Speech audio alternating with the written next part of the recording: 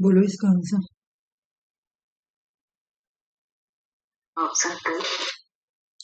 Option 2। अच्छा दिख रहा, क्वेश्चन दिख रहा, थोड़ा बड़ा कर देती। हाँ दीदी बराबर।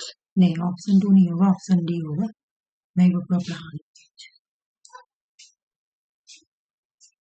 अच्छा गुली की उर्वी का प्रिंसिपल तुम लोगों को पढ़ाए थे, ठीक है।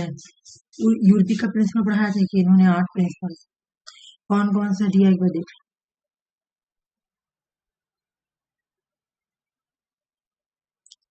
यूर्बी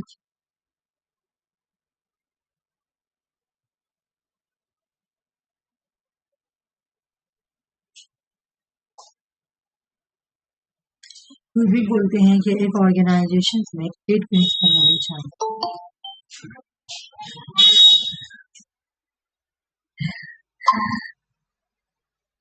आवाज आ रही ना, क्लियर है ना? यूर्बी बोलते हैं कि एक ऑर्गेनाइजेशन में 8 प्रिंसिपल होने चाहिए। वो प्रिंसिपल कौन कौन सा है एक बार देख। एक नंबर प्रिंसिपल ऑफ ऑब्जेक्टिव्स होनी चाहिए। ये तुम लोगों को जब पब्लिक एडमिनिस्ट्रेशन पढ़ाई थी तो ये वाला करवाई थी, ठीक है। Objective. 2 number principle of कोरिस्पॉन्डेंट।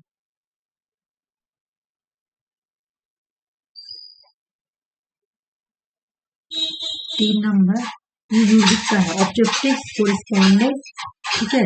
Responsibility.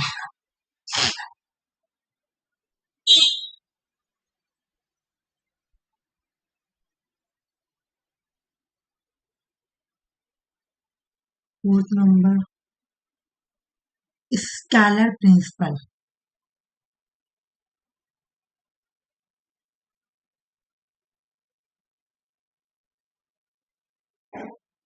इसके बाद तुम्हारा 5th number span of control.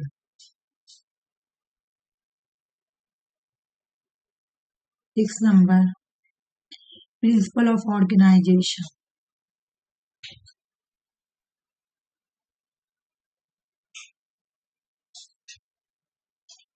ठीक है। 7th number principle of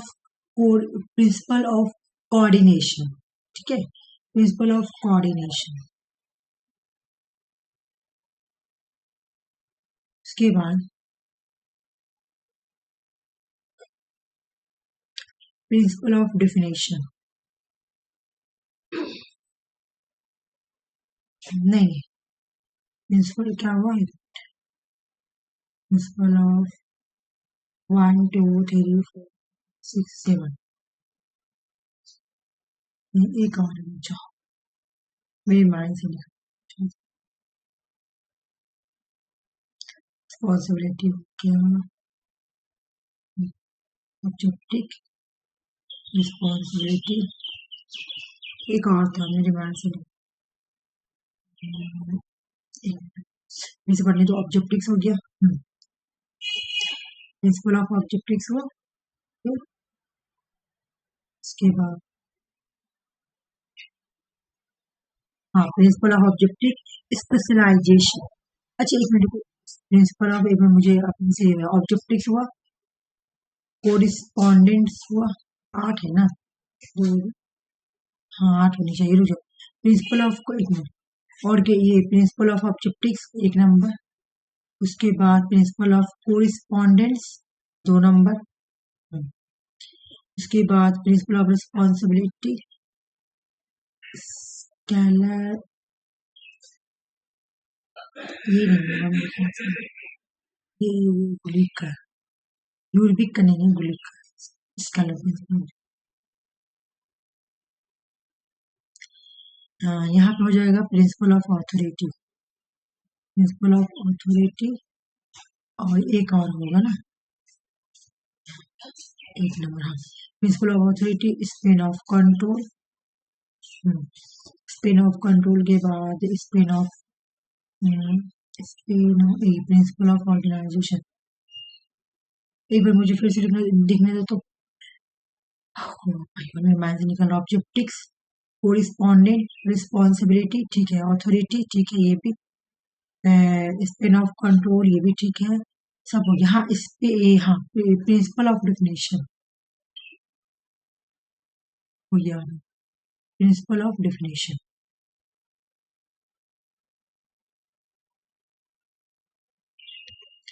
objectives 1 number, correspondent 2 number, उसके बाद तुम्हारा responsibility 3 number, authority 4 number, span of control 5 number, span of organisation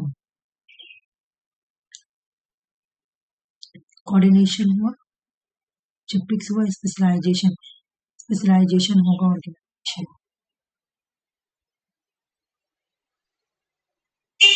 मतलब ऑर्गेनाइजेशन के अंदर स्पेशलाइजेशन, तो ऑर्गेनाइजेशन भी होगा वो भी सही हो जाएगा, ये भी सही होगा, ठीक है। अगर ऑर्गेनाइजेशन भी बोला वो भी हो जाएगा, लेकिन यहाँ पे मेन प्रिंसिपल स्पेशलाइजेशन दिया हुआ, देख लो। Correspondent, responsibility, objectives 1 number, 2 number correspondence, 3 number responsibility, 4th number authority, 5th number span of control, और 6 नंबर तुम्हारा ये प्रिंसिपल ऑफ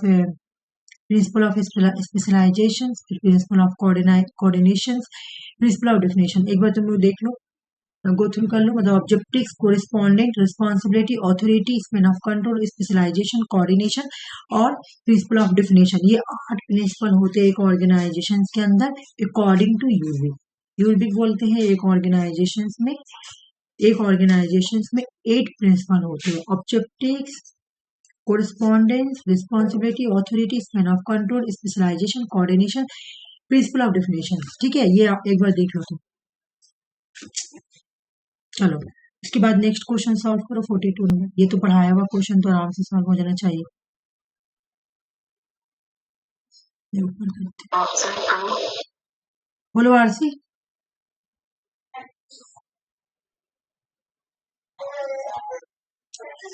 2 नंबर 2 नंबर, हाँ जो तुम लोगों का अभी रिसेंट पढ़ाई तुम उसको नहीं बोल रहे हो, ठीक है। ये तो पता ही तुम लोगों को सबसे पहले क्या आएगा, है ना, लिवियथन हॉब्स आएगा, उसके बाद लॉक आएगा, ठीक है, हॉब्स लॉक, उसके बाद रूसो आएगा लास्ट में, बिल्कुल सही।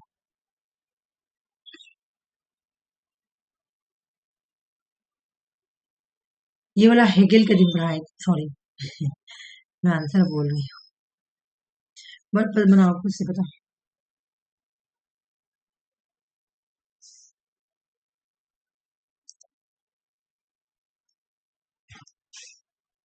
एक से ही आंसर बन जाए, अगर तुम लोग वेस्टर्न पॉलिटिकल की हो तो एक से ही बने।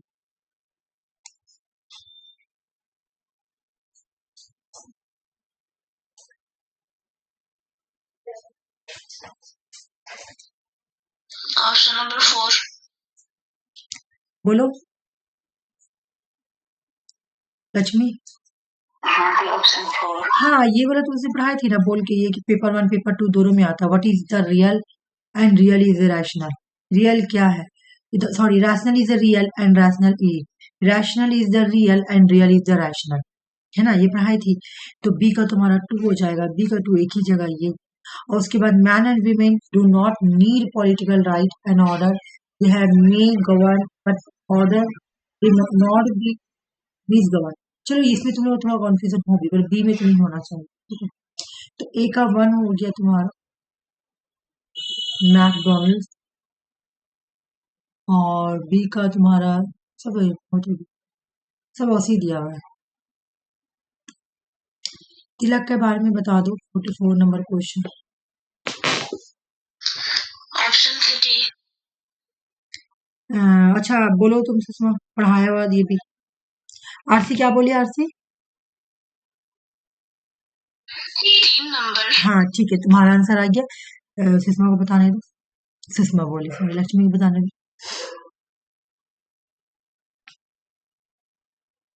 हाँ जी ऑप्शन 3 ऑप्शन 3 ये क्या बोलते हैं तुम्हारा, CDA।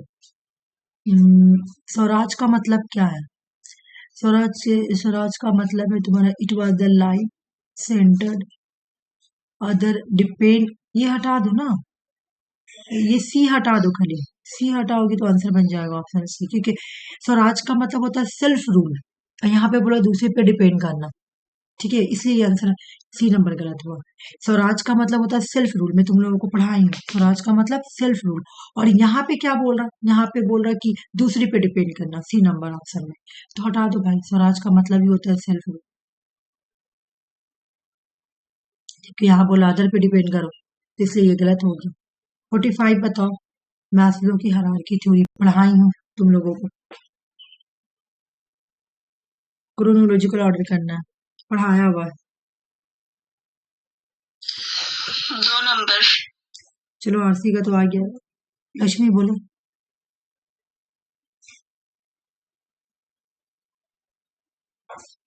आगे ऑप्शन 2। पहले क्या होगा,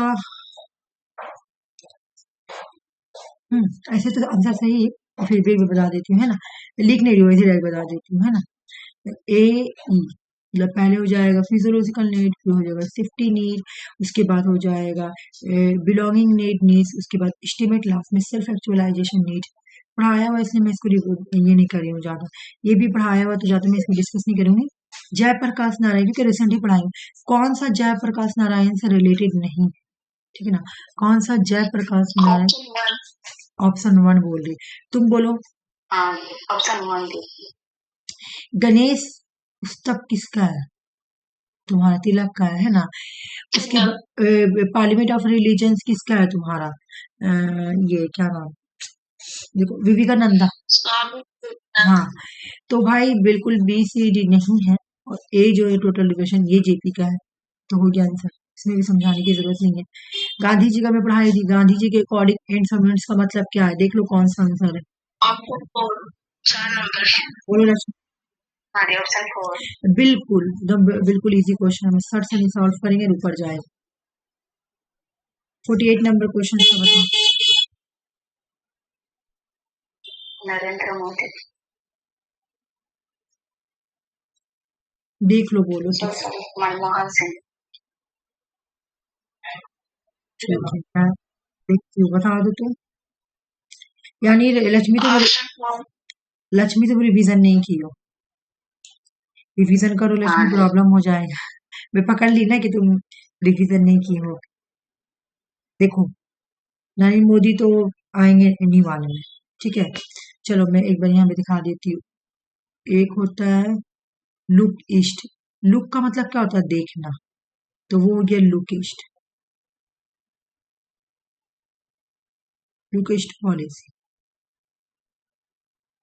ठीक है। लुक ईस्ट पॉलिसी जो है ये आई कब थी, लुक ईस्ट पॉलिसी आई थी 1991 में, ठीक है।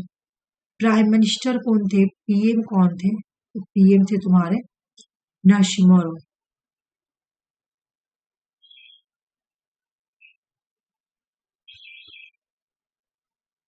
ठीक है, हो गया। अब एक आया लुक एक्ट, लुक एक्ट का मतलब कुछ, एक्ट का मतलब क्या, कुछ करना, कुछ एक्टिविटी करना, कुछ करना, ठीक है ना, तो लुक एक्ट पॉलिसी,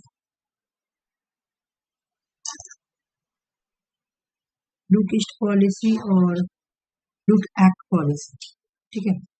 तो यहाँ पे जो प्राइम मिनिस्टर थे वो थे नरेंद्र मोदी, ये कब आई थी, लुक एक्ट पॉलिसी 2014 में। यहाँ पे बोला लुक भी करेंगे और एक्ट भी करेंगे, ठीक है, यहाँ पे दोनों चीज बोला, देखेंगे भी और कुछ करेंगे भी, ठीक है। लुक ईस्ट और लुक एक्ट में डिफरेंट यही है, नहीं सॉरी, लुक इसका नाम मैं गलत बोल रही हूँ, ये गलत बोल रही हूँ, थोड़ा मेरा माइंड से स्लिप हो जाता है। ये लुक ईस्ट पॉलिसी है, ये एक्ट ईस्ट पॉलिसी है, लुक को हटा दिया गया, सॉरी, एक्ट ईस्ट पॉलिसी नहीं, एक्ट ईस्ट पॉलिसी, यहाँ पे सिर्फ बोला गया एक्ट करेंगे, तो ये लोग कुछ कर रहे हैं, कुछ करना है, खाली देखना नहीं है। एक्ट ईस्ट पॉलिसी, देखो लुक ईस्ट पॉलिसी है, ये एक्ट ईस्ट पॉलिसी है, ठीक है। प्राइम मिनिस्टर, यहाँ बोला गया कि हम लोग लुक करेंगे, और यहाँ बोला गया, ये वाला में बोला गया कि कुछ करेंगे, एक्ट ईस्ट पॉलिसी में बोला कुछ करेंगे, एक्ट करेंगे, ठीक है। कब आई थी, ईयर क्या है इसका, 2014, और पीएम कौन है, प्राइम मिनिस्टर कौन है, नरेंद्र मोदी। ठीक है, और बाकी मैं ये पढ़ाई हूँ तो तुम एक बार अच्छे से जाके वीडियो देख लेना, ठीक है। लुक देखो, लुक जो है ये पुराना वाला चीज है जो खाली सिर्फ देखा जा रहा था। एक्ट जो है वो नया वाला है। उस time prime minister Narasimha Rao, और अभी जो प्राइम मिनिस्टर एक्ट इस पॉलिसी जो चेंज हुआ है, अपडेट किया गया है, इसको अपडेट करके एक्ट इस पॉलिसी रखा गया है। इसके प्राइम मिनिस्टर है नरेंद्र मोदी, ईयर है 2014, ठीक है। मैं इसको पहले इरेज कर देती हूँ, उसके बाद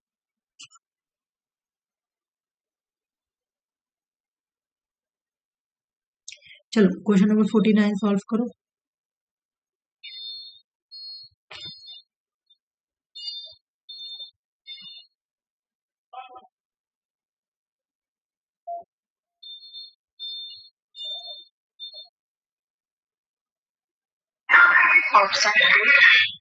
ऑप्शन 2, ठीक है, तुम्हारा आंसर 2 आया है। आशी बोलो, 2 नंबर।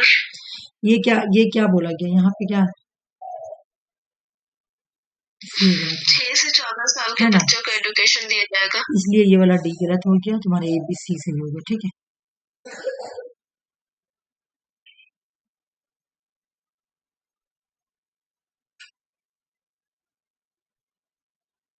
50 नंबर क्वेश्चन सॉल्व करो। 50 ऑप्शन 2 इनकरेक्ट पूछ रहा है, एक बार बता देते तुमको पता ना हो सके। यहाँ हाँ तुम सही बोली, लक्ष्मी को बोली, तुम्हारा सही था।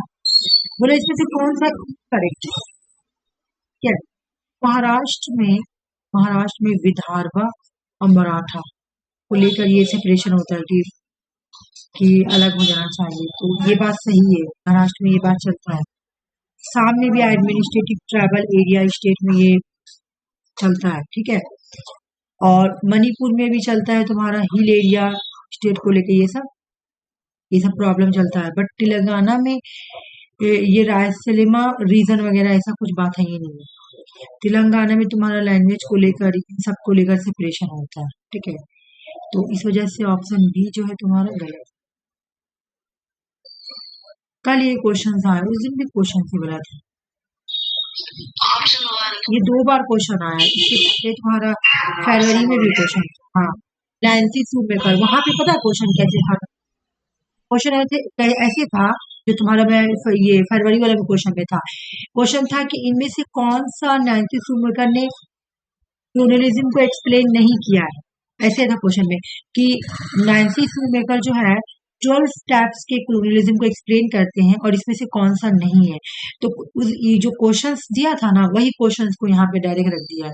देख लो, 12 स्टेप्स ऑफ क्लोनियलिज्म के बारे में कौन डिस्क्राइब किया था, नैन्सी सूमेकर, उस दिन पढ़ाई भी थी एक एक कर। ये भी तुम्हारा पढ़ाया हुआ है। 52 number question, Henderson brooks report किसके किसके बीच में हुआ था, ये कब हुआ? हाँ, इंडो चाइना वार में हुआ था, ठीक है। ये तो पढ़ाने की कुछ जरूरत नहीं है। चलो G20 पे मैं बहुत अच्छे से पढ़ा ली हूँ, फिर भी इसका आंसर बताओ। G20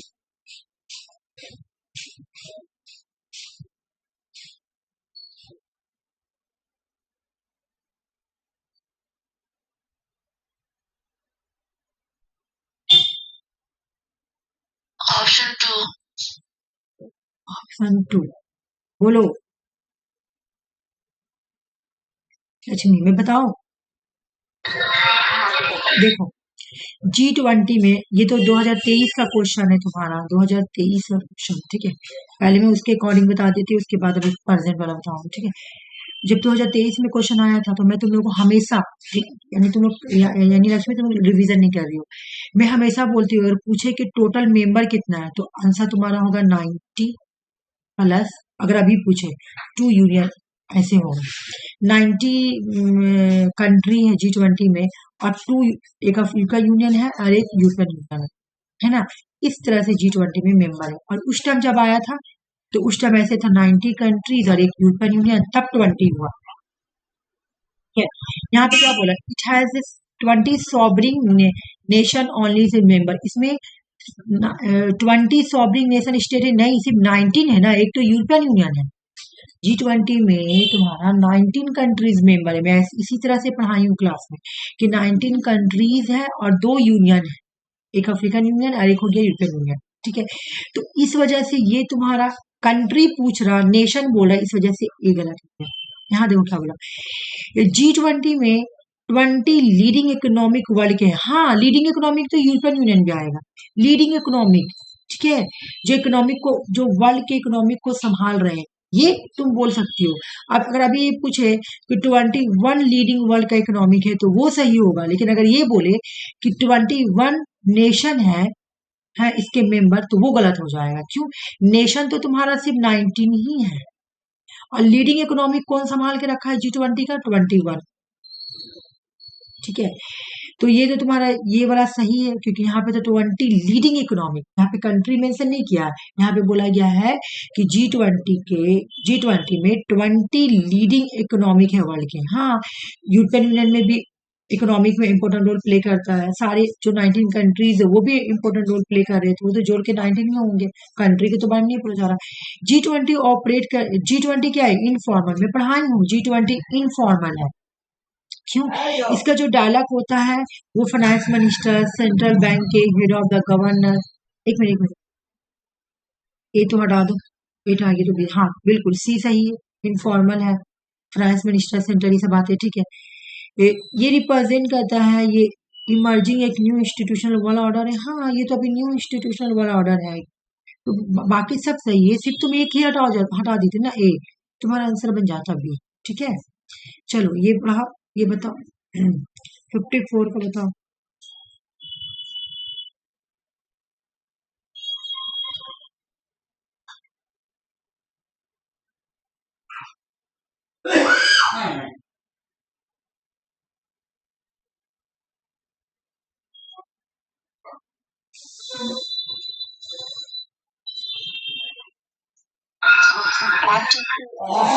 ऑप्शन 2 नहीं होगा, 2 नहीं होगा, ऑप्शन 1 होगा, सभी होगा इसमें।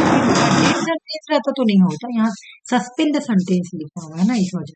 चलो मैं एक पढ़ा देती हूँ, देखो गवर्नर का पावर में पढ़ते हैं, प्रेसिडेंट का भी पावर पढ़ते, तो गवर्नर का एक पावर का नाम है, गवर्नर का पावर का नाम है पार्डनिंग पावर।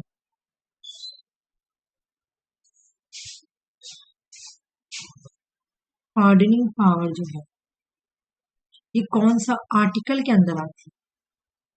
आर्टिकल 161, बहुत अच्छी, 161, ठीक है, समझ लो।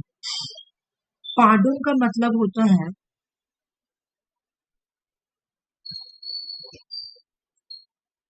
ना, पार्डन का मतलब होता है कि अगर किसी को सेंटेंस है तो उसको कंप्लीटली माफ कर देना, कि भाई तुमको माफी दे दिया मैंने, ठीक है।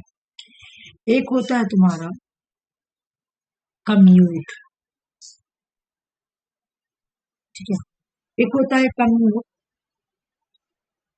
ठीक है, एक होता है कम्यूट, नाम याद कर लो, बाकी तुम्हें क्लास में ये करवाई भी हूँ पहले, अब अभी करवाऊंगी भी, ठीक है ना। पार्डो, कम्यूट, एक होता है तुम्हारा, मतलब इसमें क्या है तुम्हारा कि पनिशमेंट को कम कर देना, इस तरह से है, ठीक है। एक होता है रिमिशन, मैं एक में पढ़ा के देती हूँ, रिमिशन। फोर्थ हो गया रिस्पाइट, और फिफ्थ हो गया तुम्हारा रिस्पाइट, ठीक है, ठीक है, समझ में आ रहा ना कि ये जो है ये सारा ही किसका पावर है? गवर्नर का पावर है, पार्डनिंग पावर। अब देखो एग्जाम में तो ऐसे तुम्हारा ऐसे नहीं आएगा मैचिंग करने के लिए, अभी फिलहाल ऐसे याद कर लो, फिर मैं जब पढ़ाऊंगी तो एक एक करके कर लो, ठीक है ना। याद करो पहले, pardoning, compute, remissions, respite and pride, ठीक है। गवर्नर के कितने पावर है भाई? कितने तरह की पावर दी गई? 5 पावर दी गई है। क्या क्या है तुम्हारा? तो तुम्हारा एक हो गया पार्डनिंग, कम्यूट, रिमिशंस, रिस्पाइट और प्राइड। और इंसान का माइंड से हमेशा ये निकल जाता है कि क्या है, थोड़ा थोड़ा कर भूल जाता, तो एक बार ना तुम लोग जब भूल जाओ तो बस जाके उसी टाइम उसको रिवीजन कर लो, ठीक है। पार्डन का मतलब होता है, देखो भाई, कि अगर किसी को सजा मिला है, ठीक है, तो कम्प्लीटली सजा माफ कर देना, कि प्लीज माफी दे दीजिए, ठीक है, तो वो हो जाता है। कम्यूट का मतलब क्या होता है कि सजा को थोड़ा कम कर देना, ठीक है, सजा को थोड़ा कम कर देना। हाँ, रिमिशंस का मतलब क्या होता है कि कुछ सजा को चेंज कर देगा, जैसे कि तुम्हारा फांसी की सजा है, ठीक है ना। या फिर तुमको ये ऊपर जो सजा, जैसे कम्यूट का मतलब क्या होगा, कि अगर किसी को अगर डेथ सेंटेंस मिला है, जैसे ये वाला सजा को कम करने का मतलब क्या है, अगर किसी को डेथ सेंटेंस मिला है, ठीक है, अगर किसी का डेथ सेंटेंस मिला है तो उस सजा को कन्वर्ट करके क्या कर देगा कि ठीक है तुमको सजाए मौत मिल जाए, सॉरी डेथ सेंटेंस मिला है तो अब सब बोलेगा, अपील किया जाएगा गवर्नर से कि आप डेथ सेंटेंस को ना चेंज करके उम्र कैद दे दीजिए। जैसे कि निर्भया केस में जब एक लेडी थी, उसके हस्बैंड को तुम्हारा फांसी मिल रहा था, तो वो प्रेसिडेंट को भी इन्फॉर्म मिला हुआ है, तो प्रेसिडेंट को एक लेटर लिख के उसमें बोलती है कि मेरे हस्बैंड को आप डेथ सेंटेंस ना दे के आप उसको उम्र कैद का सजा रखिए, कम से कम मेरा बच्चा लोग ये क्या बोलता है, बिन बाप का बच्चा तो नहीं कहेगा, तो कम से कम वो जेल में तो रहेगा, रहेगा तो जिंदा तो रहेगा, ये बात बोल। तो यहाँ पे क्या होता है, कैरेक्टर चेंज कर दिया जाता है, जैसे फांसी है ना, फांसी को तुम्हारा क्या कर दिया जाता है, जेल पर कर दिया जाता है ना। और यहाँ पे क्या होता है रिलेशन में, कि मान लो कि कोई पर्सन को सजा मिला हुआ है, ठीक है, 10 साल, ठीक है, 14 ईयर्स, तो इसका सजा कम करके अगर 7 ईयर कर दे रही है, 5 ईयर कर दे, तो यहाँ पे देखो कैरेक्टर सेम है, मतलब सजा मिला हुआ है उम्र कैद, उम्र कैद मतलब क्या, 14 साल, 14 साल को कम करके हम 5 साल कर देंगे, लेकिन यहाँ पे कैरेक्टर चेंज हो जाता है, डेथ सेंटेंस मिला हुआ है, मौत का सजा देकर तुमको चेंज करके क्या कर देंगे कि उम्र कैद का सजा दे देंगे, ठीक है ना। परडोन में कंप्लीट माफी कर देंगे, कंप्यूट में क्या करेंगे, डेथ सेंटेंस अगर मिला है तो उसको हम लोग क्या कर देंगे कि उम्र भर तुमको सजा मिलेगा। रिमिशंस में क्या होगा, रिमिशंस में बोलेगा कि तुमको अगर 10 साल का सजा मिला हुआ है या 14 साल का, तो हम सजा कम कर दें, ठीक है, समझ में आ रहा। और स्पाइट में क्या होता है तुम्हारा, कि जैसे कोई जैसे अभी तुम देखी होगी बोला सबाना वाला केस, सबाना बानो वाला केस, अ, कोई अगर पर्सन फिजिकल डिसेबिलिटी है या कोई प्रेग्नेंट वीमेन है, ठीक है, तो उनको उस बेसिस पे माफ कर दिया जाता है कि ठीक है चलो, कोई जैसे कोई को बीमारी हो गया, जैसे मरने से पहले तुम किसी को फांसी की सजा देने से पहले भी चेक किया जाता है कि इसको कोई बीमारी तो नहीं, ठीक है। तो मान लो कि कोई पर्सन है, उसको कोई बीमारी हो गया, कोई विमेन प्रेग्नेंट है, तो उस टाइप में ये वाला यूज किया जाता है रिस्पाइट। रिप्राइव का यूज किया जाएगा इनकार, कुछ देर के लिए सजा को रोक देना, कुछ देर के लिए।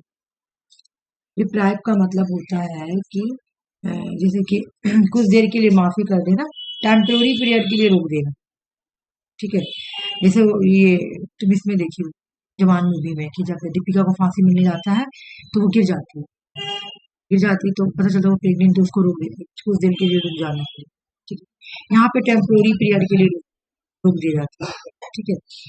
ये बात, तो इस तरह से याद कर लेना रिप्राइव वगैरह।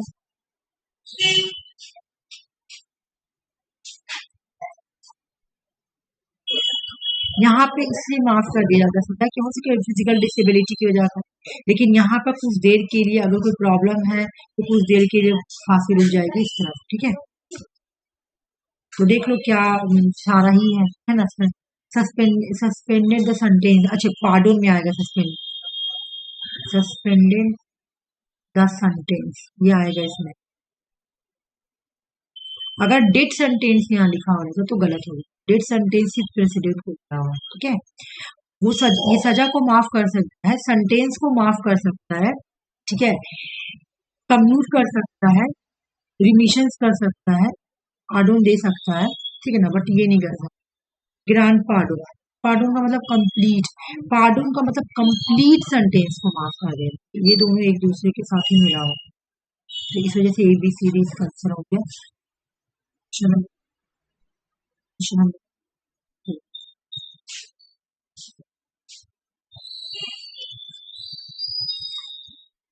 ये बताओ इसमें से कौन सा नहीं है पब्लिक, क्या बोलो। हाँ रिवोल्यूशन वो तो इजी है ना, ये तो है। चलो DPS भी उस दिन भी क्लास में आया था, मैं कराने पेपर में देखती 56 का, तो बताओ उस दिन भी ये आया था क्लास।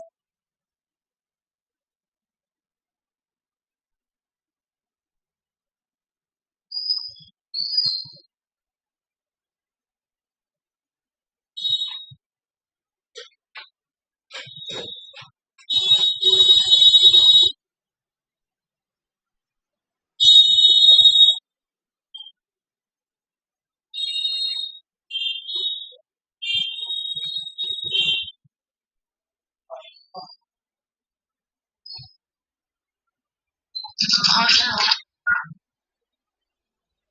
ऑप्शन 3 बोल रही हूँ, ठीक है चलो मैं ये देखती हूँ ऑप्शन 3 हाँ मैं देखती हूँ। हाँ एक मिनट, ऑप्शन 3 चलो आगे देखते हैं। फिर मैं देखती हूँ। सबसे पहले डीपीएसपी का आर्टिकल क्या है, 35 से लेकर आर्टिकल 51 तक जो है ये डीपीएसपी का आर्टिकल, ठीक है। आर्टिकल 68 में, आर्टिकल 36 में स्टेट के बारे में, ठीक है। और आर्टिकल 37 वगैरह हटा दो, मैं डायरेक्ट चलती हूँ डीपीएसपी, ठीक है। आर्टिकल यहाँ से डीपीएसपी का आर्टिकल स्टार्ट है। आर्टिकल 38 में तुम्हारा डिफिनेशन ऑफ स्टेट के बारे में, मतलब डायरेक्ट जैसे कि सोशल, इकोनॉमिक, पॉलिटिकल जस्टिस को कैसे प्रमोट करना, ये लिखा हुआ है, ठीक है। उसके बाद आर्टिकल 38 हो गया। उसके बाद है आर्टिकल 39, जो इम्पोर्टेंट मैं लिखूंगी, जो इम्पोर्टेंट नहीं उसको ऐसे में पास कर जाओ, ठीक है। आर्टिकल 39 में भी ऐसा कोई बात नहीं लिखा हुआ है जो मैं आर्टिकल 39 में लिखा हुआ है equal pay for equal work, equal pay for equal work लिखा हुआ है।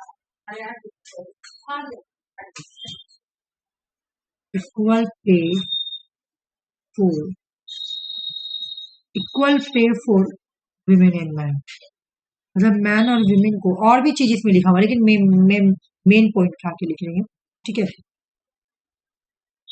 कि ये मैन और विमेन को इक्वल पे मिलना चाहिए, मतलब एक मैन जो काम करता है, ठीक है, और एक विमेन काम करती है, तो दोनों का तो मेहनत सेम है भाई, तो आप दोनों को ही सेम पैसा दीजिए, ठीक है। ये हो गया। आर्टिकल 39 ए में है, आर्टिकल 39 ए में लिखा हुआ है इक्वल जस्टिस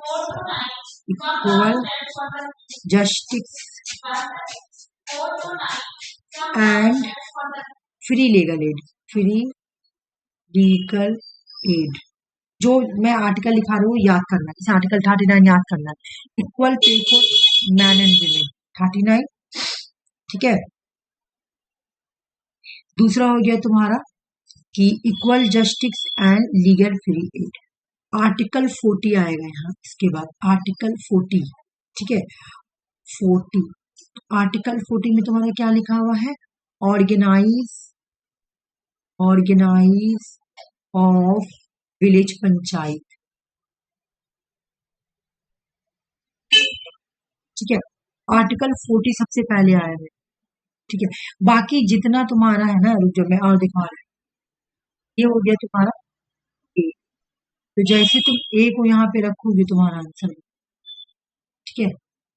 पहले ये सब आर्टिकल याद करो, बस ये इंपॉर्टेंट आर्टिकल है। Article 39 equal pay for equal women, article 39 1 A equal justice and free legal aid, article 40 organise of village panchayat, और मैं देख रही हूँ कौन कौन सा इंपॉर्टेंट है वही बोलेंगे, ठीक है। उसके बाद है तुम्हारा आर्टिकल 41, वो भी पढ़ती हूँ, जगह नहीं है बहुत प्रॉब्लम। आर्टिकल 41 में लिखा हुआ है तुम्हारा राइट टू वर्क, ठीक है। राइट टू वर्क ये इतना इम्पोर्टेंट नहीं है, एक मिनट रुक जाओ।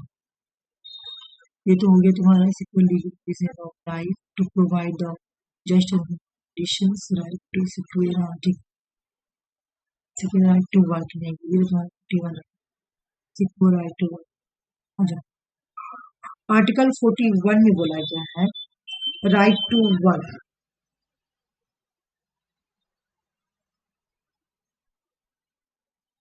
Right to work. उसके बाद बोला गया है तुम्हारा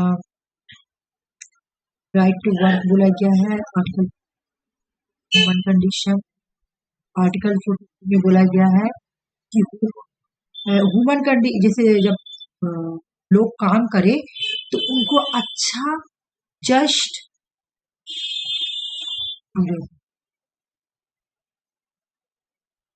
जहाँ पे वर्कर काम करते हैं ना, तो वर्कर को इंसान के लिए, ह्यूमन के लिए जो कंडीशन होगा, किसके लिए? Of work, working condition provide करना, अच्छा वर्किंग कंडीशन, वर्किंग एक मिनट प्रोवाइड करना ह्यूमन कंडीशन।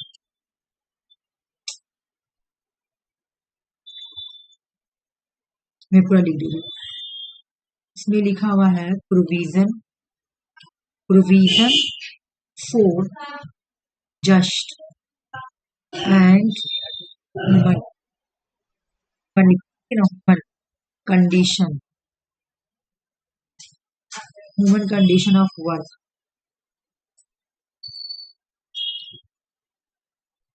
और मैटरनिटी लीव, मैटरनिटी लीव का मतलब क्या है तुम्हारा? जैसे कि जो औरत लोग काम करती है और वो प्रेग्नेंट है तो उसको छुट्टी भी देना है, ठीक है, अगर कोई लेडी काम करती है।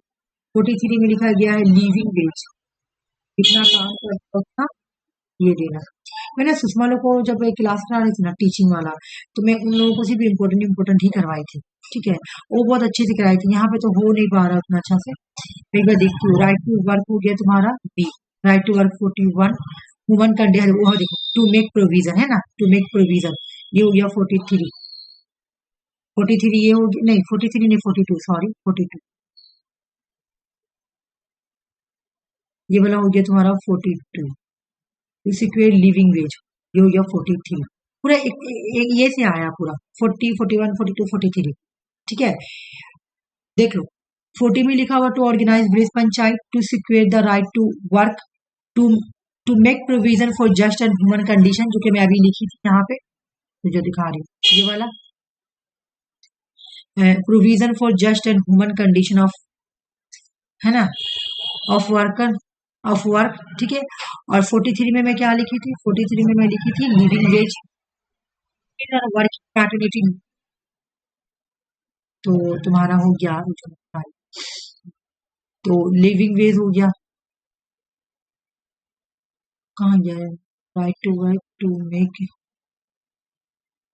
हाँ हो गया ना 40, 41, 42, 43। तो एक बार मैं तुम लोगों को अच्छे से रिवीजन करा दे रही हूँ वाला, ठीक है, थोड़ा हौच पौच हो गया। देखो पहले तुम यहाँ से याद करो, जितना दूर तक याद कराई हो ना, अभी तुम लोग रटो ये वाला, ठीक है, जितना दूर मैं याद कराई हूँ उसको रटो।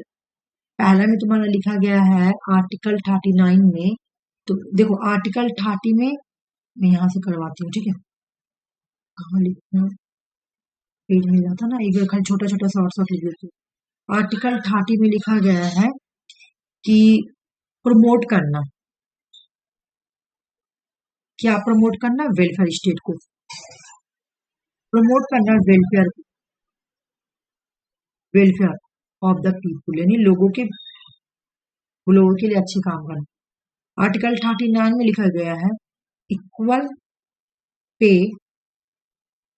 For main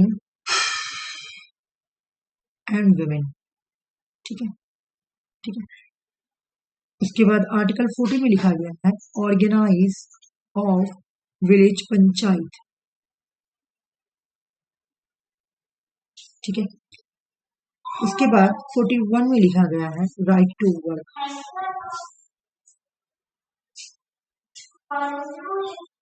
right to work, right to work. उसके बाद 42 में लिखा गया है तुम्हारा प्रोविजन,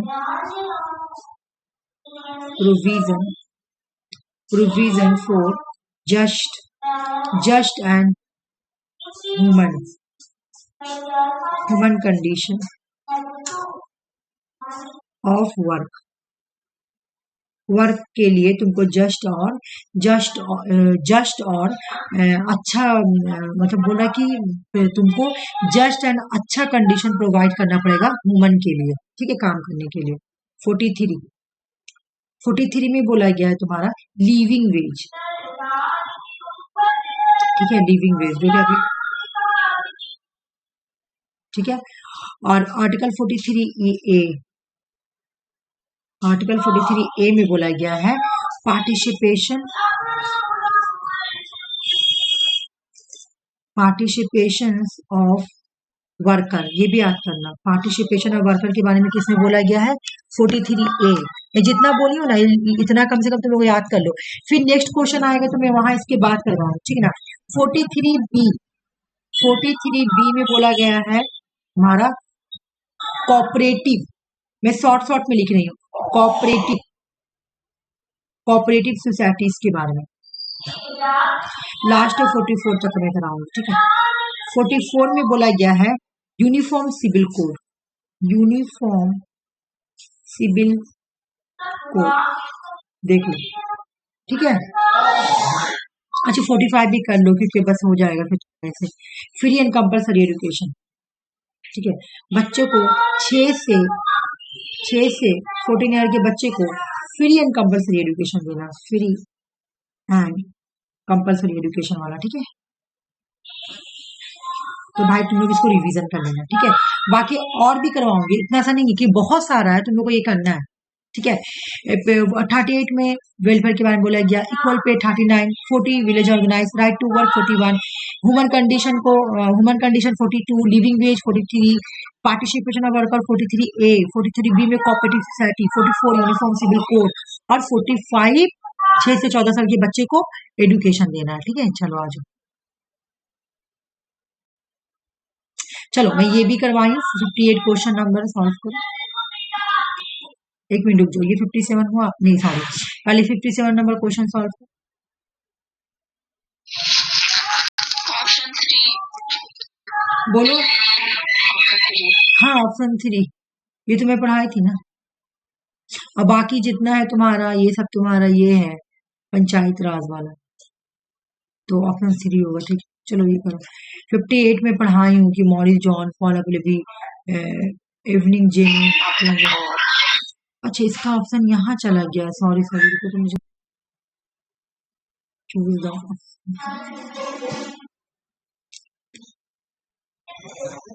58 नंबर क्वेश्चन देखो, आंसर क्या बोले तुम लोग? ऑप्शन कहाँ है? मैं दिखा रही हूँ इसे। 1 नंबर ऑप्शन कहाँ आ गया? 1 नंबर, ऑप्शन 2 यहाँ है, ऑप्शन 3 यहाँ है, ऑप्शन 4 यहाँ है। समझ में आ रहा? ऑप्शन 1 यहाँ पे आ गया, ऊपर चला गया है। और ऑप्शन 2 मॉरिस जॉन क्या करते हैं? 58 ये ले याद कर लो, ये क्वेश्चन आता है तुम्हारा लक्ष्मी, आरसी सही बोली। और ए में बहुत अच्छे से याद करें, मॉरिस जॉन क्या करते हैं भाई? मॉरिस जॉन हमेशा बार्गेनिंग करते हैं हर चीज के लिए। तो मॉरिस जॉन एक हथेली तुम्हारे यहाँ पर भी और एक कर दो, ठीक है। पॉल एप्पल भी हम बोलते हैं, जैसे एप्पल लेने गए तो एप्पल बहुत सड़ा हुआ था, एक्सट्रीमली सड़ा हुआ था। तो एक्सट्रीमली कहाँ है? ये एक्सट्रीमली सड़ा हुआ था, क्या एप्पल सड़ा हुआ था? एप्पल एक्सट्रीमली सड़ गया था, ठीक है, डीके हो गया था एक्सट्रीमली एकदम। तो बी का 2, ठीक है। सी का 4 एवर जैनी फेडरेशन, ये सेंट्रलाइज और टेंडेंसी के बारे में बात करते हैं, स्ट्रॉन्ग सेंट्रल टेंडेंसी के बारे में। इंडियन जो फेडरेशन है वो स्ट्रॉन्ग सेंट्रल टेंडेंसी है। गॉर्वेन ऑस्टिन गैरवेन ऑस्टिन जो है ये कोऑपरेटिव फेडरलिज्म के बारे में बात करते हैं। ये इसको फिर से रिवीजन कर लें। 59 नंबर क्वेश्चन,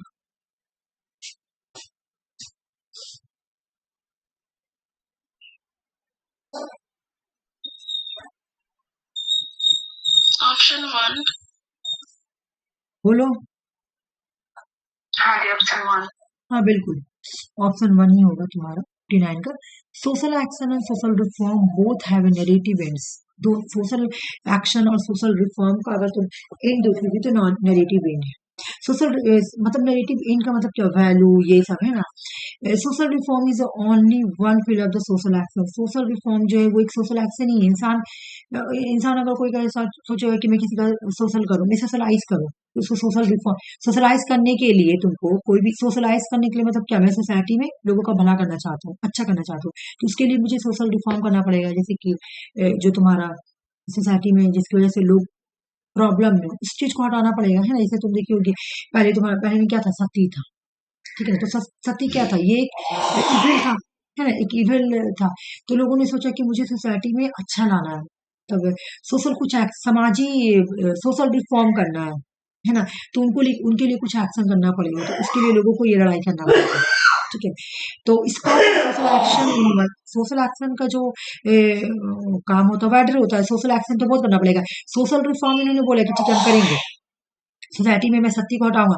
ऐसे तो नॉर्मली तो ऐसे नहीं हटा दिया, आयन हटा दी नहीं, उनके लिए उन लोगों को बहुत कुछ करना पड़ा था।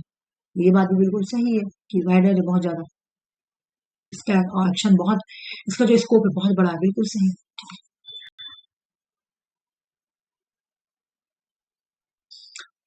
मुझे 60 नंबर क्वेश्चन का आंसर बताओ। देखो अगर तुम ये पहले प्रीवियस क्वेश्चन को तुम रिवाइज की होगी रखी, हाँ तुम्हारा आंसर है मैं देख रही हूँ, तो तुम्हारा आंसर सही होगा। हाँ सही बोली तुम, ठीक है। चलो सबसे पहले जो बहुत आते एग्जाम में, इसको पहले रटो, इसको रट लो। मैनेजर रिवोल्यूशन किसका है? James Burnham. बहुत बहुत बार आता है, इंडिविजुअल आया हुआ क्वेश्चन। द मैनेजर रिवोल्यूशन किसका है? सी का ए, सी का हो जाएगा 4, सी का 4 8। हाँ ये ठीक बोली, मैं गलत बोलती हूँ, गलत तो नहीं। सी, ठीक है ओके। ए का हो जाएगा 2, social structure and ruling class है रेमंड एरॉन का। के पी का है तुम्हारा 1, पावर इलिट, ये भी पढ़ाया हुआ CW रैडस्मिथ। रूलिंग क्लास तुम्हारा मॉस्का का है। और जेम्स मैनेजर रिवोल्यूशन पढ़ लेना प्लीज, क्योंकि जेम्स बर्नम का इंडिविजुअल भी क्वेश्चन पूछेगा। राज्यसभा में कितने, हाँ ये बताओ कि ऑप्शन 3 50। एक मिनट, तुम बोली 50 के क्वेश्चंस क्या बोला, मैं ये बात देख रही हूँ कि हाँ राज्यसभा में, एक क्वेश्चन पढ़ती हूँ। हाँ, how many minimum number of Rajya Sabha required to move impeachment. चलो एक होता है लोकसभा और एक होता है राज्यसभा, ठीक है। तो अगर मुझे जज को इम्पीचमेंट के लिए इनिशिएटिव करना है लोकसभा में, तब मुझे कितने मेंबर की जरूरत पड़ेगी? लोकसभा में 100। बिल्कुल 100। और राज्यसभा में अगर हमको इम्पीचमेंट को इनिशिएटिव करना है तो 50। ठीक है, समझ में आ गया लक्ष्मी? अगर लोकसभा में जज को इम्पीचमेंट करना है, तो जज को इम्पीचमेंट करने के लिए प्रोसेस अगर मुझे लोकसभा में स्टार्ट करना है, इनिशिएटिव करना है, तो मुझे 100 मेंबर का चाहिए। 100 मेंबर का एकदम जरूरत है मुझे, 100 मेंबर चाहिए कि वो साथ में हो कि हाँ हम लोग इम्पीचमेंट करना चाहते हैं लोकसभा में। अगर राज्यसभा में करना चाहते हैं तो हो गया 50। तो चूंकि यहाँ राज्यसभा पूछा तो हमारा आंसर हो गया 50, ठीक है, कोई ये नहीं है। चलो उसके बाद तुम क्वेश्चन नंबर 62 देखो, मैं इसको इरेज कर देती हूँ।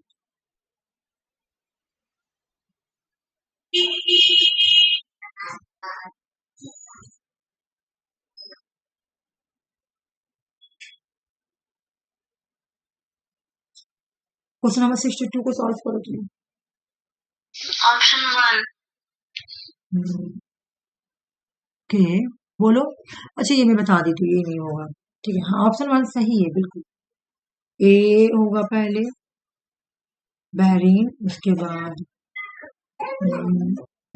उसके बाद हो जाएगा ई हो जाएगा, उसके बाद बी ऐसे ऐसे। 22 का पूछ रहा, 23 का तो क्वेश्चन है ना, तो 22 वाला पूछा। चलो बोलो ये वाला, आरती बता देगी, मैं भी फिर बताऊंगी ये वाला। ऑप्शन 1। बहुत इजी क्वेश्चन है, देखो कैल्विन ऑस्टिन जो है ना, वो बोलते हैं कि आप कॉन्स्टिट्यूंट असेंबली के अंदर अगर आप देखें ना, कुछ लोगों की ओलिगार्की है। ओलिगार्की मतलब क्या? कुछ लोगों का गवर्नमेंट। तो कुछ लोग कौन है भाई? तो ये बोलते हैं कि अगर आप कॉन्स्टिट्यूशन असेंबली के अंदर अगर आप देखेंगे तो सिर्फ नेहरू देखने को आपको मिलेंगे, है ना, पटेल मिलेंगे, सरदार वल्लभ भाई पटेल मिलेंगे, राजेंद्र प्रसाद मिलेंगे, अबू कलाम आजाद मिलेंगे। इन लोगों की ही ओलिगार्की आपको कॉन्स्टिट्यूशन असेंबली के अंदर देखने को मिलेगी। गवर्नमेंट ऑस्ट्रेन बोलते कि अगर आप कॉन्स्टिट्यूशन असेंबली के अंदर देखिएगा तो सिर्फ कांग्रेस में नेहरू, प्रसाद, पटेल और आजाद, इनके ही ओलिगार्की देखने मिलेगी यार, कुछ नहीं मिलेगा। ठीक है, ओके। ये वाला करो, पंचप्राण क्या है, मोदी का गुजरात। नहीं आया आरसी तुम्हारा आवाज, खाली ये हो रहा था, इको हो रहा था।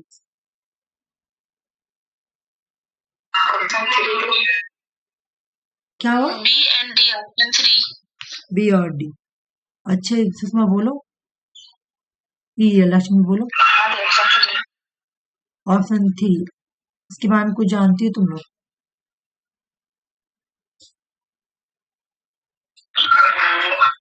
नहीं, हमको याद नहीं आ रहा। हाँ, ये एक्चुअल में बताएं क्या है, ये तुम्हारा करंट टॉपिक है, तो बार बार ये इस तरह का टॉपिक होता नहीं है ना, तो माइंड से निकल जाता।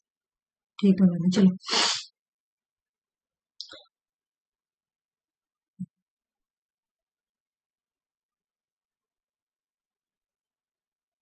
ये वैसे कोई उतना बड़ा इम्पोर्टेंट नहीं है।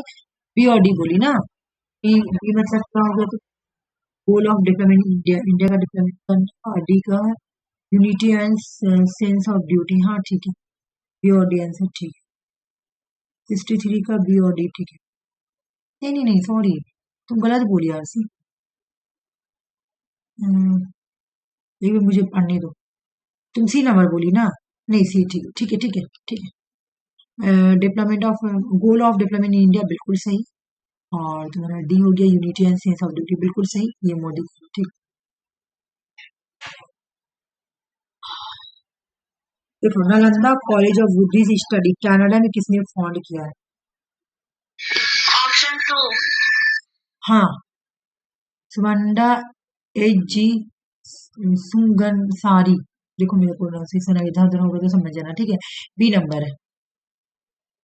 चलो ये बताओ, ये मैं तुम लोगों को अभी पढ़ा, मतलब ये तो आपसे बता दी। हाँ, हाथरन स्टडी क्या होता है, क्या यूके में हुआ था, फ्रांस में हुआ था, जर्मनी, यूएस में ना, शिकागो में हाथरन स्टडी। तो वहीं पर यूएस में ही कुछ ग्रुप थे जो बोलते हैं कि म्यूजिक या ब्रांड ऑफ द हाथरन रिसर्च जो है ना, वो कॉल सोशोलॉजिस्ट। ठीक है, कौन बोलते, United auto worker in USA. ठीक है, तो ये ऐसे भी क्वेश्चन पढ़ लेते हैं, हाथरन के बारे में बोला, हाथरन शिकागो का यूएस में जो theory X and theory Y में पढ़ाई थी, क्वेश्चन आ गया theory X and theory Y.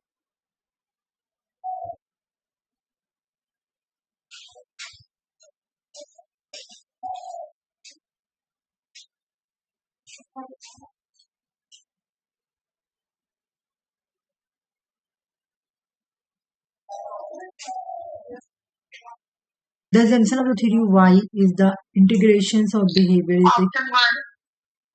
बोलो लक्ष्मी। हाँ, the assumption of the theory of Y is that the integration of behavior is the key process the management। देखो इंटीग्रेशन ऑफ बिहेवियर किसका होता है, ये Y वाला तो पॉजिटिव पर्सन है ना, तो इंटीग्रेशन तो एक अच्छा ही है, तो ये तो इसका ही बिहेवियर होगा, तो बिल्कुल सही है।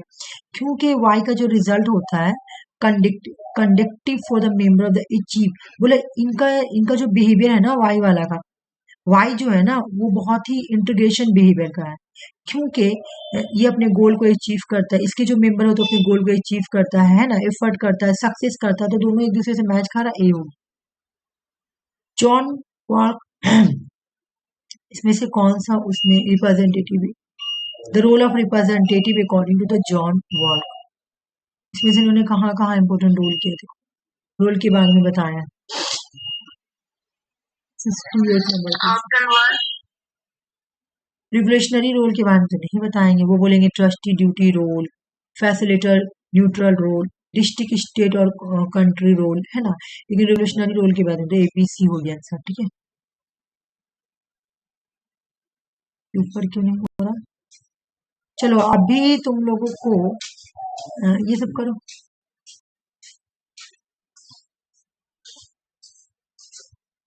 अभी मैं पढ़ा बोली हूँ वाला मैनेजर रिवोल्यूशन, ऊपर अभी बोली हूँ कि पढ़ लेना। ऑप्शन बोलो लक्ष्मी। इसका आंसर 2 है। डबल हो गया। हाँ, देखो यहाँ पे जो तुम्हारा मैनेजर रिवोल्यूशन है जैम ब्रह्म का दिया हुआ है, ठीक है। तो बी का तुम्हारा 1, बी का 1 दोनों जगह है, तो आंसर तो दोनों में से कोई भी मार्क तो सही होता तो होगा, ठीक है ना। बाकी थ्योरी ऑफ मासेस किसका है भाई? थ्योरी ऑफ मासेस गैस्टर्स, ठीक है। और उसके बाद सी का 4 रॉबर्ट मिचल्स मास माइंड। उसके बाद rule of anticipated reaction, D का 3 कार्ल जे फ्रेडरिक। ये संहिता जैलोदिक। COP27 कहाँ पे हुआ था?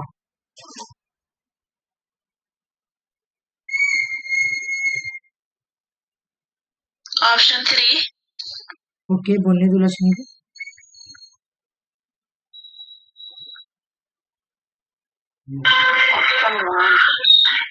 ऑप्शन 1। COP27 जो है तुम्हारा, क्या बोली आरती तुम?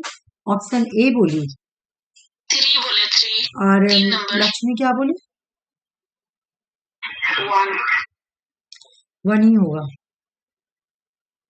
ए का 4 होगा तुम्हारा, ठीक है। और बी का 3 होगा, मेरे को कहेंगे। और सी का 2 होगा। और डी का, एक मिनट में मैंने गलत की क्या? हाँ, गलत की। ए का 4 हो गया तुम्हारा, और बी का तुम्हारा 3 हो गया, सी का 2 हो गया, और डी का तुम्हारा ये हो, ठीक है। एवं देखते हैं COP27 क्या है। तो COP27 कब हुआ था तुम्हारा, मैं बता देती हूँ, ये इम्पोर्टेंट है, मैं तुम लोग को हमेशा पढ़ाती हूँ।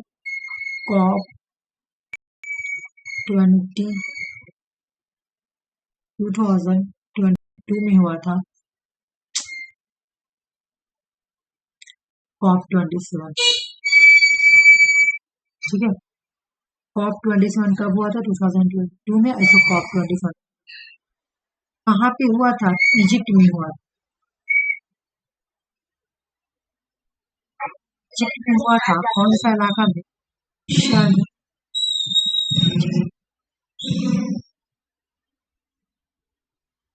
शर्म शेख, मुस्लिम कंट्री है ना, तो शेख लिखा हुआ देखिए, तो लिखा हुआ, ठीक है। तो ये तो ये समझ में आ गया। याद रखना COP27 कहाँ हुआ था। और उसके बाद 19 समिट कहाँ पे हुआ था तुम्हारा? आसियान का। तो तुम्हारा बी का 3 हो गया। फोनोम 10। 31 अरब लीग समिट जो तुम्हारा हुआ था, ये तो मैं बढ़ाई भी 31 ब्रिक्स का समिट में बढ़ाई, ऊफा हो जाता तो, ठीक है। तो ऐसे एक याद करें।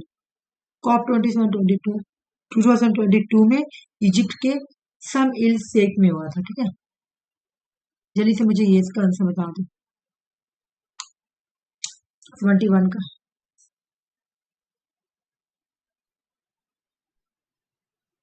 ट्रांसफॉर्मेशन ऑर्गेनाइजेशन इन ट्रांसफॉर्मेशनलिज्म के बारे में किसने अपना व्यू दिया था? तुम लोग का यही बोले गाना आना अच्छा है। ऑप्शन 3 नहीं, बी होगा ना, बी होगा, डेविड हेल्ड, ठीक है। डेविड हेल्ड बोलते हैं ग्लोबलाइजेशन इन ट्रांसफॉर्मेशनलिज्म के बारे में, ठीक है। उसके बाद मुझे बताओ कौन बोलता है it is better to be suffer wrong than to be wrong? खाना है बोलती है कि भाई इट इज ए सफर, तुम सफरिंग अगर कर रहे हो तुम मुश्किल में, वो गलत है, बल्कि तुम रॉन्ग के खिलाफ कुछ करो, गलत के खिलाफ कुछ करो, इसको सहो मत, ये बात है। रेथोरिक नॉनसेंस कौन बोलता है बता दो, मैं पढ़ाई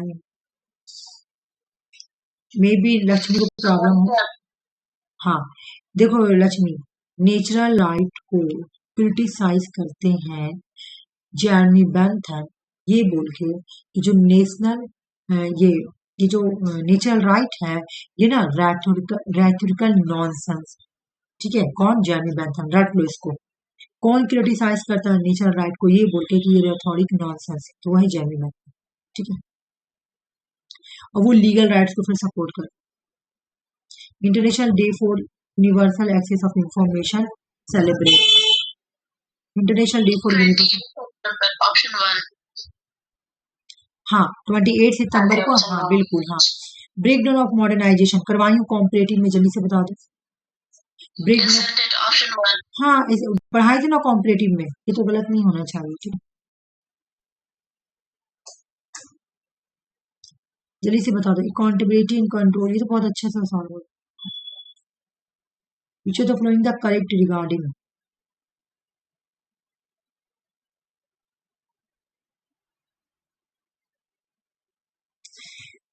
अकाउंटेबिलिटी के बारे में जो भी डिफिनेशन होगा पॉजिटिव होगा। देखो कौन सा है, बस सही कर दो।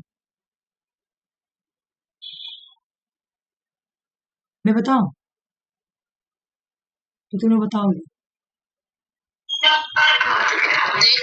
ठीक है देखो।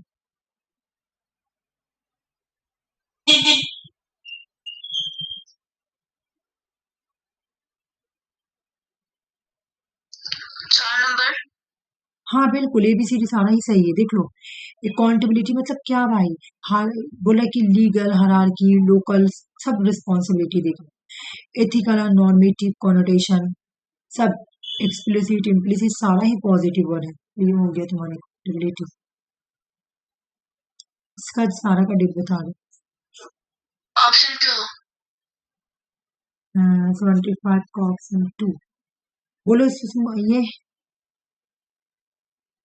आगे ऑप्शन 2। 1973, 90, 80, 81 के 80 है, बोलो तो। 80। हाँ हाँ हाँ 80, ठीक है, सही बोलो। 80 में 80 है। मिनरवा मिल हो गया, बताओ ये, बोलो अपना। 1967, मेनिका गांधी बोलो। 1979। क्या बोली? 1978। 1978, ये सही था, 1978 बिल्कुल।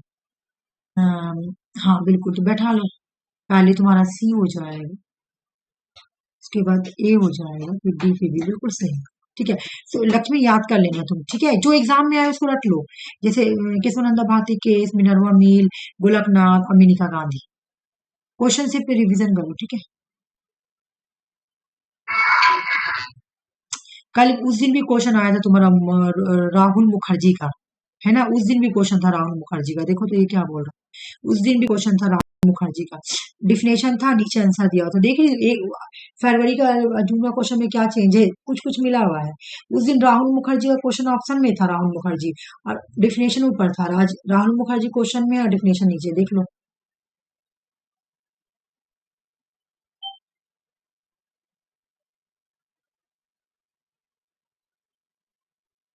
ऑप्शन 1। नहीं नहीं नहीं, BOP balance of power crisis हो रहा है, ये सब ये नहीं बोले थे। बोले थे ट्रांसफॉर्मेशन चेंज है, ये बात बोले। वो क्या बोले थे कि 1991 में एक चेंज हुआ, एक इम्पोर्टेंट चेंज हुआ। ये क्वेश्चन उस दिन पूछा गया था, ये ऑप्शन दे के ही। हाँ, ये हटाकर ही, खाली ये नहीं था, बाकी ये बाकी था कि 1991 में एक बहुत ही टैपिकल चेंज हुआ था। ये किसने बोला था? तो राहुल मुखर्जी। वो बैलेंस ऑफ क्राइसिस के बारे में नहीं बोलते हैं कि वो 1991 में जो क्राइसिस हुआ स्टॉक, वो सब नहीं बोलते। वो तो इसके बारे में बोला कि एक ट्रांसफॉर्म, बहुत इंपॉर्टेंट ट्रांसफॉर्मेशन है, तो बिल्कुल। और डी, वो बोलते हैं कि nationalisation demand and powerful state, एक डिमांड भी उठा था नेशनलाइज होने का, जैसे बैंक भी उस टाइम नहीं, उस टाइम होता था 1971 में बैंक, वो बैंक अलग चीज है। बोला कि पावरफुल एक nationalise state drive, nationalise demand की पावरफुल स्टेट बनाने का एक डिमांड उठा था ये। अच्छा ये तो नहीं होगा, इंडिया का इकोनॉमिक फॉलो एक्ट इस एशिया पाथ थोड़ी इंडिया जा रहा था, नहीं। इंडिया तो इकोनॉमिक को रिफॉर्म कर रहा था, न्यू इकोनॉमिक, इनमें क्या हो रहा था, इंडिया का न्यू इकोनॉमिक पॉलिसी रिफॉर्म हो रहा था 1991 में, मिक्स ओपन इकोनॉमिक हो रहा था, है ना? तो सी और डी के बारे में इन्होंने बोला, राहुल मुखर्जी ने क्राइसिस के बारे में नहीं बोला, एशिया पाथ की तरफ जाने के लिए थोड़ी बोला। इन्होंने जितना भी बात बोला है new economic policy, new economic policy 1991 में जो एक इम्पोर्टेंट चेंज हुआ था उसके बारे में, ठीक है? 79 का क्वेश्चन बताओ। Consider the flowing regarding the human rights, ये भी पढ़ाया ऑप्शन हुआ नहीं है। देख रहा। हाँ एक मिनट में कर देती हूँ थोड़ा सा, ये भी पढ़ाया हुआ है क्वेश्चन, है ना? ये भी एक बार बड़ा कर दो।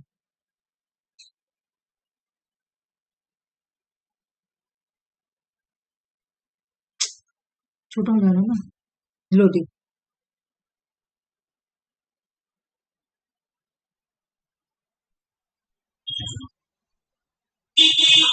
ऑप्शन 4।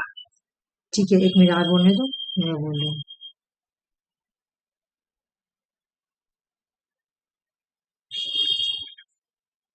हाँ, ऑप्शन 4 ADE। ठीक है, बिल्कुल। फर्स्ट जनरेशन में क्या आता है तुम्हारा? फर्स्ट जनरेशन में सिविल एंड पॉलिटिकल राइट आता है, ठीक है। सेकंड जनरेशन में कलेक्टिव राइट नहीं आता। कलेक्टिव राइट कहाँ पे आता है जल्दी बताओ? थर्ड जनरेशन में आता है, ये थर्ड जनरेशन में आता है, ठीक है। और बाकी सब सही है तुम्हारा, यहाँ पे ठीक बोल रहा हूँ। ADE होगा, तो बी तो तुम्हारा गलत हो गया। सी क्या है?